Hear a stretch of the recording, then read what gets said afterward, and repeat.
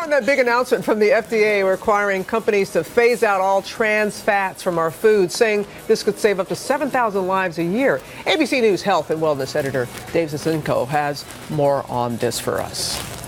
With the FDA's announcement about trans fat, you probably wonder, what are trans fats doing in our food in the first place? It's all about taste, texture, a longer shelf life. They basically make processed foods taste really good. But there's a downside. It raises bad cholesterol, lowers the good kind, and leads to 20,000 heart attacks and 7,000 deaths a year. California, followed by 13 cities across the U.S., have already banned trans fats in restaurants. According to the American Heart Association, you should aim to have no more than 2 grams of trans fat per day. But trans fats are in so many of the foods we eat and in much higher levels than advised.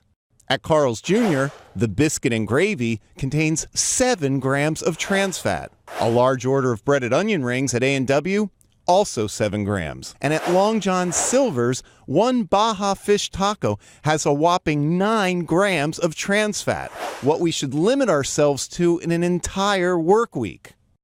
And it's not just restaurants. Many of the foods in your local grocery store are loaded with trans fats. This Marie Callender's apple pie has 3 grams of trans fat per serving. Pillsbury Grand's extra large easy split biscuits, another 5 grams. And that Pop Secret buttered popcorn has 5 grams of trans fat per serving. Long John Silver's and Carl's Jr. told us they're prepared to eliminate all partially hydrogenated oils, which are high in trans fats.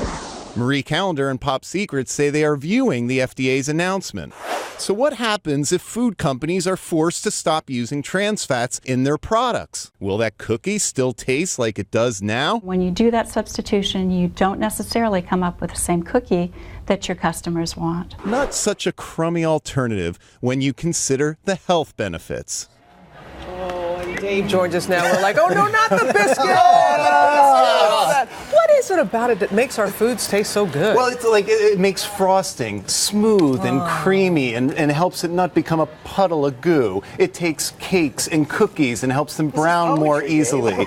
You know that. Thank you. Tell me what's wrong with it again, then. It's nothing, and it's 25%. That so wrong? It's heart harming, Sam. But it's also 25% less expensive for food manufacturers, and they love that. That's it. That's it. You brought a little prop here with you because you're saying we should really take a look at the label, and placement on the label is very important. Yeah, I mean, these are all head fakes. This is a lot of advertising, marketing hype on the front of the box. You know, this Quaker guy, he looks really trusting. Yeah. Ignore it. Go right to, flip the box over, look at the label. If it says 0 trans fat, but you find partially hydrogenated soybean oil or any other kind of oil, that means it has trans fat. If it's high on the ingredients list, that means it has more in it. You know that? No, I didn't know that.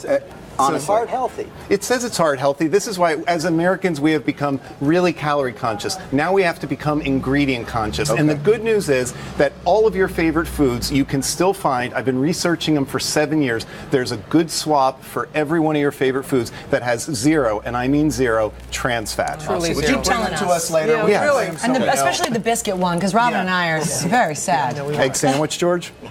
Dave, thanks a lot. Thanks, Dave.